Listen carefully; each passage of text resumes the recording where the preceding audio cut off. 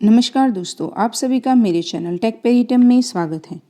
आज हम बात करने वाले हैं इलेक्ट्रीशियन ट्रेड के मोस्ट इम्पोर्टेंट क्वेश्चन के बारे में। पिछले वीडियो में हमने 1 से 4 मॉड्यूल देख लिए हैं। अब हम आज की वीडियो में 5th मॉड्यूल देखेंगे। अगर आपने वो 1 मॉड्यूल से 4 मॉड्यूल तक नहीं देखा हो तो मेरे चैनल पे सारे के सारे ये वीडियो दिए गए हैं। आप एक बार ये वीडियो ज़रूर देख लेना, क्योंकि सीबीटी एग्ज़ाम के लिए इसी वीडियो में से क्वेश्चंस आएंगे। तो आपको अच्छे नंबर लाने हो तो ये वाली वीडियो ज़रूर देखना। चलो वीडियो स्टार्ट करते हैं। पहला क्वेश्चन है कि परिपथ के कुल संधारिता की गणना कीजिए। मतलब टोटल कैपेसिटेंस इसमें कितना है। हमें 3 कैपेसिटेंस सीरीज़ में दिए गए हैं। अगर कैपेसिटेंस जब कभी भी सीरीज़ में दिया जाए तो हमें पता है कि जब हम रेजिस्टेंस को सीरीज़ में करते हैं तो रेजिस्टेंस कैसे गिना जाता है। Total resistance is equal to R1 plus R2 plus R3 होता है। लेकिन जब कभी भी आप कैपेसिटेंस की गणना करें तो वो रेजिस्टेंस से उल्टा हो जाता है।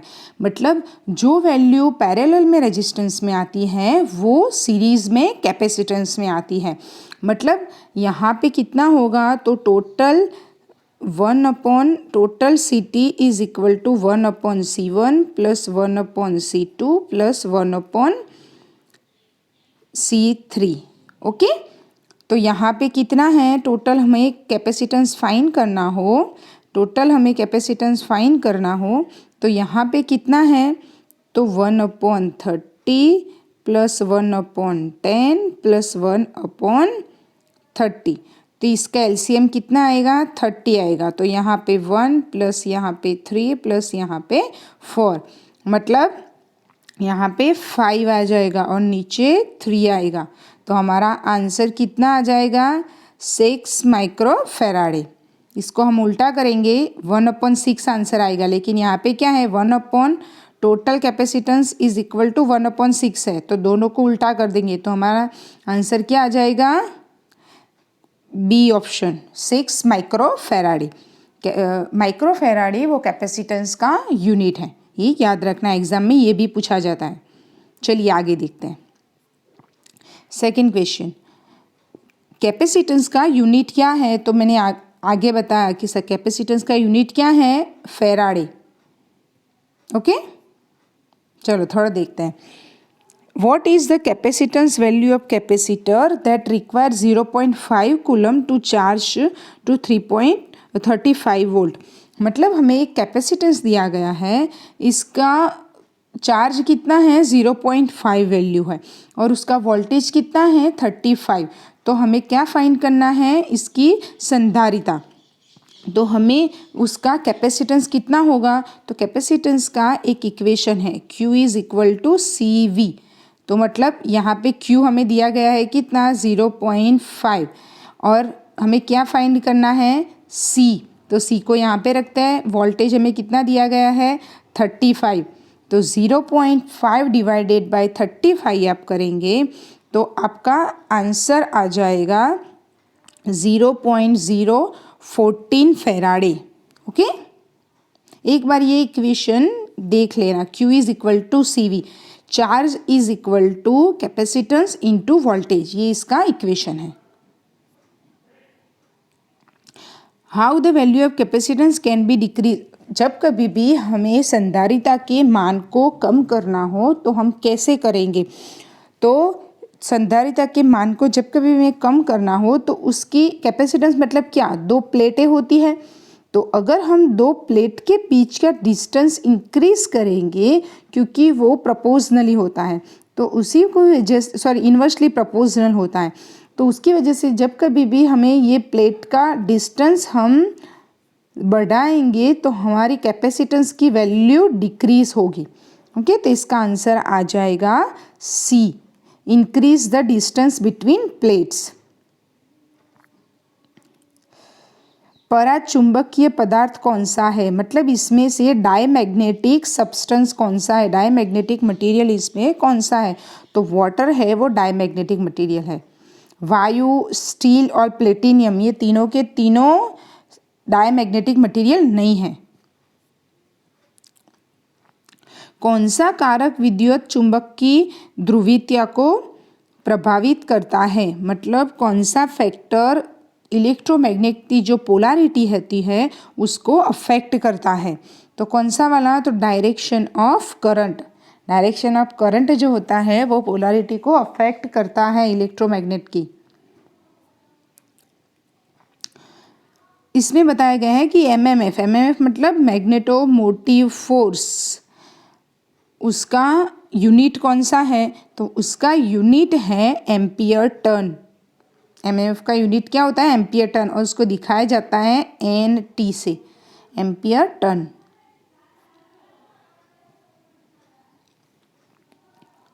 What is the total induction if 3 inductor are connected in series? मतलब अगर 3 प्रेरकत्व को सीरीज में जोड़ा जाए, श्रृंखला में जोड़ा जाए, तो उसका टोटल इंडक्टेंस क्या होगा।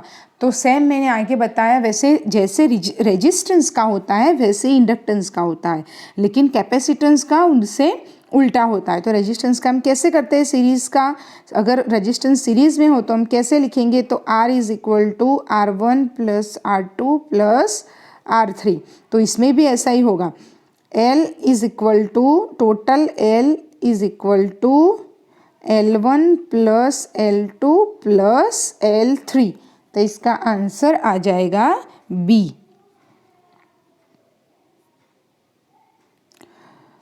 परमियंस का यूनिट क्या है, ये परमियंस का यूनिट पूछ रहा है कि परमियंस का यूनिट क्या है, तो वेबर पर एम्पियर टर्न, ये परमियंस का यूनिट है।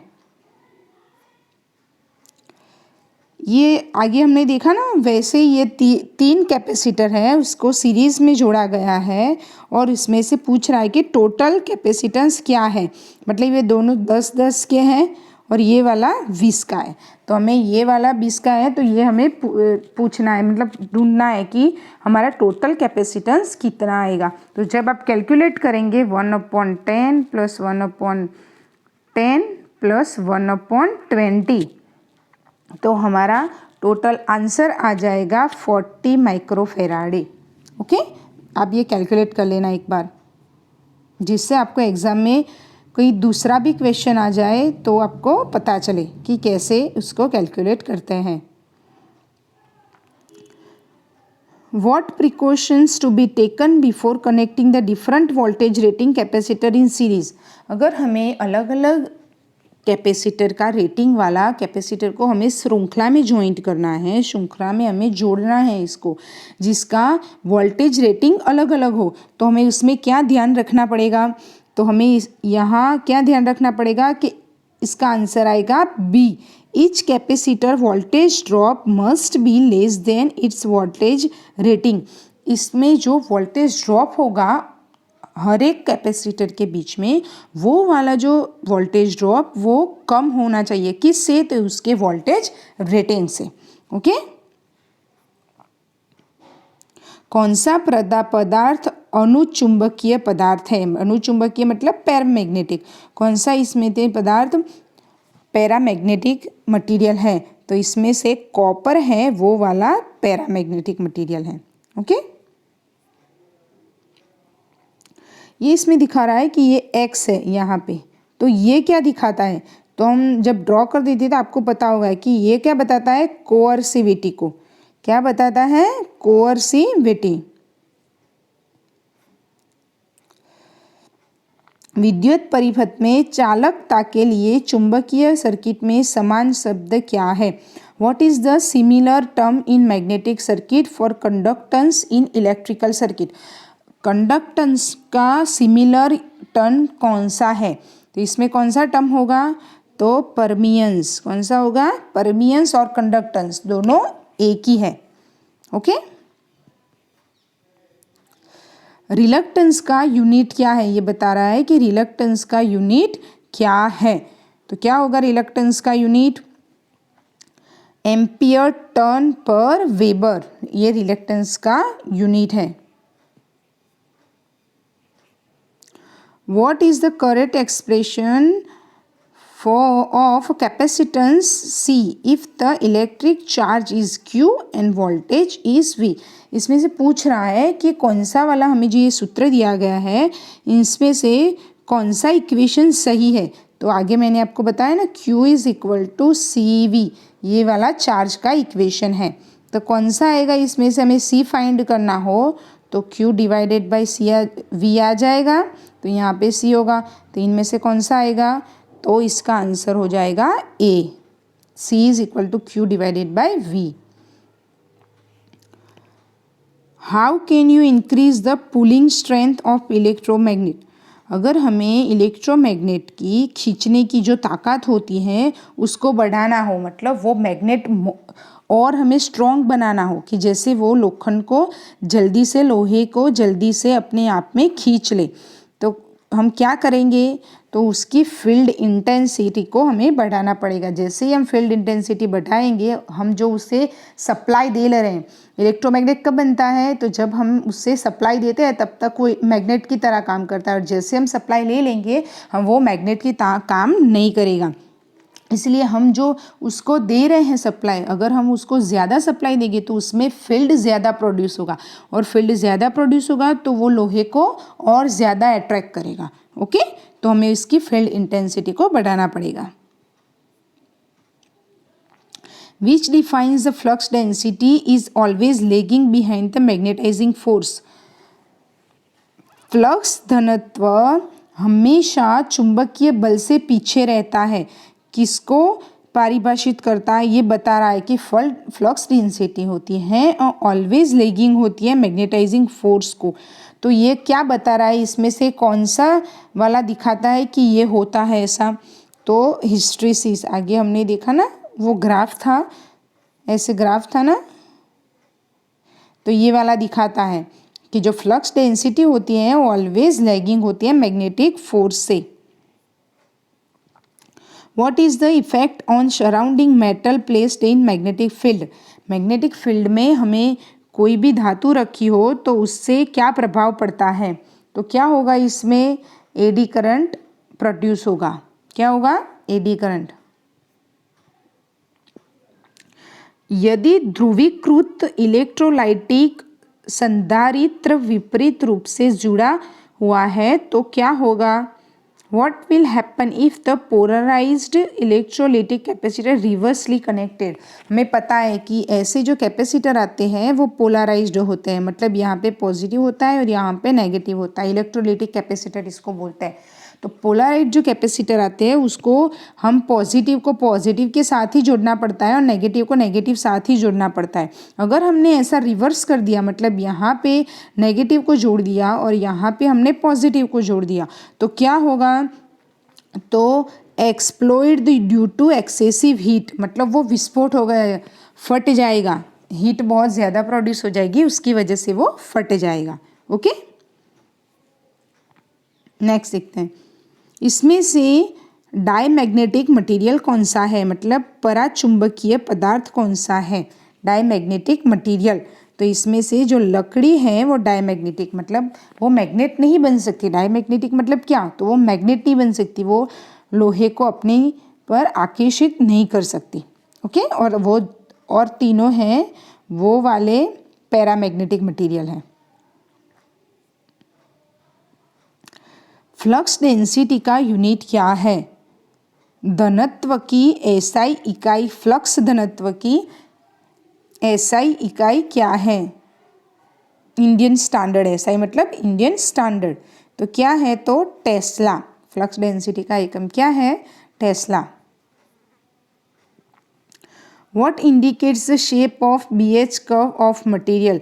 हमने आगे देखा ना, ऐसे शेप था BH कर्व का, वो क्या दिखाता है, ऐसा पूछ रहा है ये क्वेश्चन के अंदर।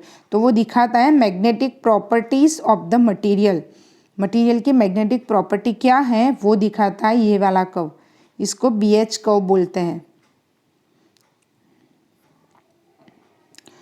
विच electrical quantity is directly proportional to the eddy current, eddy current को प्रोपोर्शनली कौन सी क्वांटिटी होती है,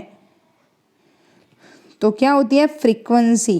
फ्रीक्वेंसी इसको डायरेक्टली प्रोपोर्शनल होती है एडी करंट को।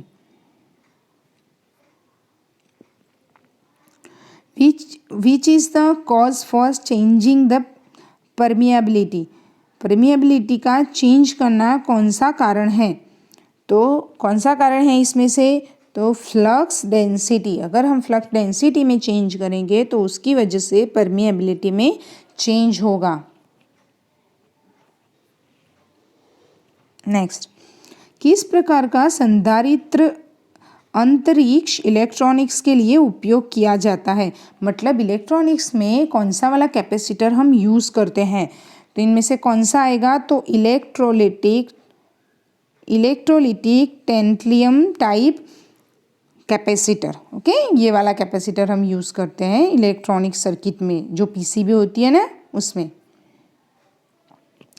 What is the effect of electrolytic capacitor if open circuit fault अकर? अगर ओपन सर्किट फॉल्ट होगा तो उसमें इलेक्ट्रोलिटिक कैपेसिटर में उसकी क्या इफेक्ट होगी? इलेक्ट्रोलिटिक संधारित्र में इसकी क्या इफेक्ट होगी वो पूछ रहा है। तो उसकी क्या होगी? वो कोई भी काम नहीं करेगा। इट विल नॉट फंक्शन, यह कार्य नहीं करेगा। What will be the change in value of capacitance if the distance of plates are decreased in the capacitor? यदि संधारित्र में प्लेटों की दूरी कम हो जाती है तो धारिता के मान में क्या परिवर्तन होता है? आगे मैंने आपको बताया कि प्लेट का डिस्टेंस जो है वो कैपेसिटर के इन्वर्सली प्रोपोर्शनल है। मतलब हम डिस्टेंस, जैसे ये दो प्लेट है, इसका डिस्टेंस हम बढ़ाएंगे तो कैपेसिटेंस क्या होगा? कम होगा। अगर हम डिस्टेंस इंक्रीज करेंगे तो कैपेसिटेंस कम होगा। वैसे ही अगर हम डिस्टेंस डिक्रीज करेंगे तो कैपेसिटेंस क्या होगा? इंक्रीज होगा। तो इसका आंसर क्या आएगा? डी, इंक्रीज होगा। ये मैग्नेट दिखाया गया है यहाँ पे, और इसकी प्रॉपर्टी क्या है ये पूछ रहा है। चुंबक की कौन सी विशेषता दिखाई गई है? तो इसके कौन सी होगी? डायरेक्टिव प्रॉपर्टी, मतलब डायरेक्शन दिखाई गई है ना, एक वाली यहाँ पे और दूसरी वाली यहाँ पे, तो ये डायरेक्शन प्रॉपर्टी दिखाई गई है। अनचुंबकीय पदार्थ कौन सा है? मतलब पैरामैग्नेटिक मटेरियल इसमें से कौन से हैं? तो इसमें से पैरामैग्नेटिक मटेरियल कौन सा है? तो इसमें से एयर है, वो पैरामैग्नेटिक मटेरियल है, क्योंकि हमें पता है कि जल भी मैग्नेटिक मटेरियल है, कांच भी मैग्नेटिक मटेरियल है और स्टील भी मैग्नेटिक मटेरियल है।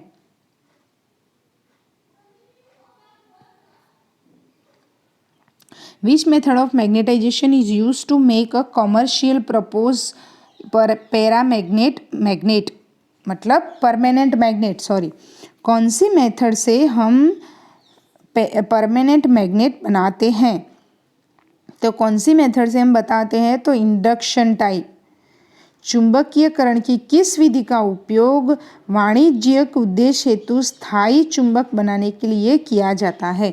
अगर हमें स्थायी चुंबक बनाना हो, परमानेंट मैग्नेट बनाना हो, तो हम इसमें से कौन सी मैग्नेटाइजेशन पद्धति का यूज़ करते हैं? तो इसका आंसर आएगा इंडक्शन मेथड।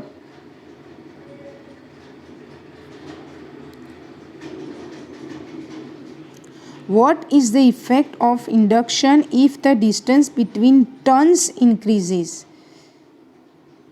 इंडक्टेंस मतलब इंडक्टेंस में क्या प्रोड्यूस होगा?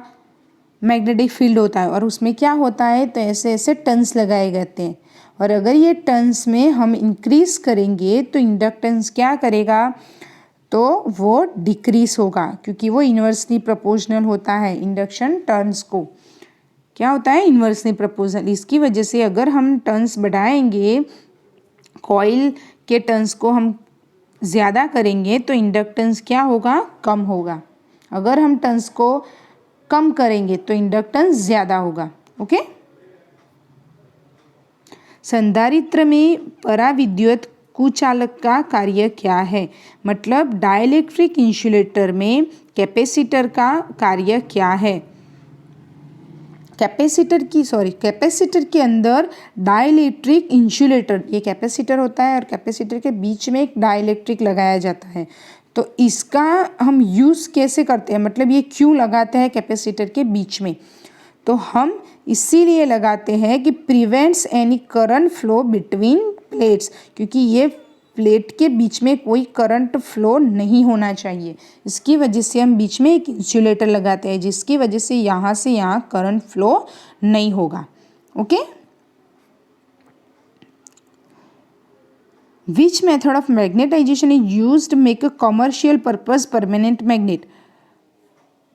ये वाला आगे वाला एक क्वेश्चन है, फिर से आ गया लगता है, तो इसका क्या होगा, इंडक्शन टाइप होगा। Okay,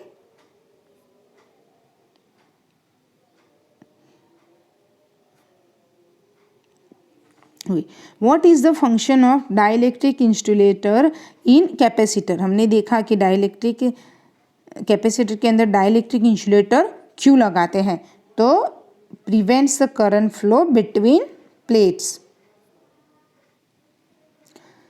which factor is determining the value of capacitance in capacitor. संधारित्र में धारिता का मान किस कारक के द्वारा निर्धारित हो रहा है, तो हम किसकी वजह से कैपेसिटेंस फाइंड कर सकते हैं कैपेसिटर में, तो इसका आंसर आएगा एरिया ऑफ प्लेट्स। प्लेट्स की जो एरिया होती है वो हमें पता हो तो उसकी वजह से हम कैपेसिटर का कितना कैपेसिटेंस है वो फाइंड कर सकते हैं। Which type of capacitor are used in RF coupling circuit. RF मतलब रेडियो फ्रीक्वेंसी। रेडियो फ्रीक्वेंसी की जो कपलिंग सर्किट होती है उसमें कौन सा वाला कैपेसिटर यूज़ होता है, तो मोनोलिथिक कैपेसिटर होता है, वो वाला यूज़ होता है RF में अंदर।